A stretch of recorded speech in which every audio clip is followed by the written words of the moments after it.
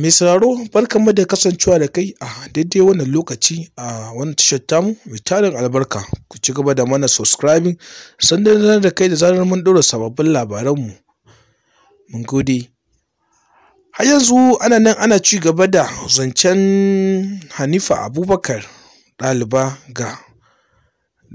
da aka kashe ta bata ji ba bata gani ba bayan sace ta da kwana 46, sai dai an sace ta ne bayan kwanaki 46 inda aka raba ta da mahaifanta kuma aka anshi kuɗaɗe har naira miliyan 6, sai dai duk da cewa iyayen ba su gama ba da wannan kuɗin ba aka kashe musu 'yarsu bayan sati 2 da sace ta. Sai dai ci gaba da lamarin inda mutane suke ta tofa albarkacin bakinsu a game da lamarin.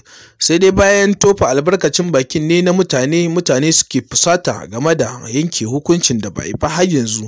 Sai dai bayan fusata al'umma ne gwamnati ta shiga cikin lamarin take so ta kwantarwa da mutane al'umma, inda gwamnati ta kafa ƙuduri gami da kai abin cikin majalisar tarayya don tattaunawa a kan lamarin. Sai dai gwamnatin ta kafa wani sabon kwamiti ƙarƙashin ɗan majalisa mai wakiltar Rano, inda aka wakilta shi ƙarƙashin kwamiti da za su zo su yi bincike sannan su tabbatar da an yanke wa wannan malamin na Hanifa hukunci mai suna Abdulmalik Tanko. Sai dai bayan lamarin ne matasan da ke gefe da kuma zagayen unguwar suka fusata suka dira a kan makarantar mai suna Nobel Kid da suka ƙone makarantar ƙurmus. Sai dai bacin ƙone makarantar ne aka tattauna da wasu matasan gami da aikata lamarin,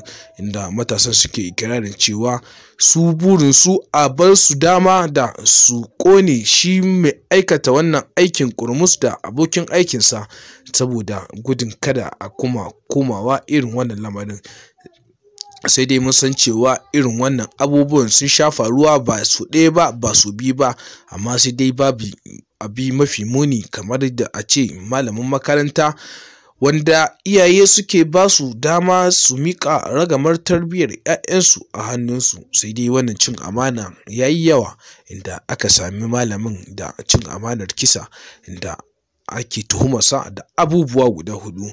Ana tuhumarsa da cin amanar da ya yi sakamakon ba da tarbiyya, sannan kuma ana tuhumarsa da ya yi kidnapping, sannan kuma ana tuhumarsa da kisan kai, sannan kuma ana tuhumarsa da binne yarinya bata ji ba kuma bata gani ba bayan ya kashe ta. Har yanzu ana nan ana ci gaba da bincike, inda bayan binciken ne aka ƙara kamo wata mace da kuma matar shi Abdulmalik ɗin, shugaban makarantar Nobel King, malamin ita mariganya Hanifa ɗin.